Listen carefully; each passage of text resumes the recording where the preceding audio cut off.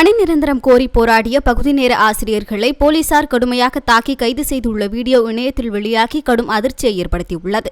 இந்த வீடியோவை முன்னணி அரசியல் தலைவர்கள் தங்களது சமூக வலைதள பக்கத்தில் பகிர்ந்து கண்டனம் தெரிவித்து வருகின்றனர்.